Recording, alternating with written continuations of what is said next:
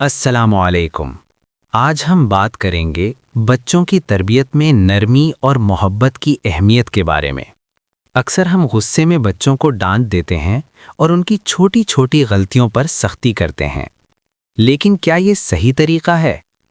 हमारे प्यारे नबी सल्लल्लाहु अलैहि वसल्लम ने हमेशा नरमी और मोहब्बत से तालीम दी। हदीस है, जिस चीज़ में नरमी होती है वो उसे खूबसूरत बना देती है।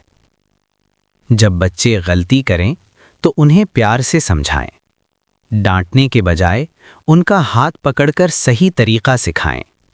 इस तरह बच्चे डर के बजाय सीखते हैं। बच्चों से हमेशा प्यार से बात करें, उनकी गलतियों को समझकर उन्हें गाइड करें। अच्छा काम करने पर उनकी तारीफ करें और सबसे ज़रूरी, खुद उनके लिए एक अच्छा मिसाल बने। आज ही अपने रवैये में नरमी ले आएं। याद रखें, मोहब्बत से की गई तरबियत ही बेहतरीन तरबियत होती है।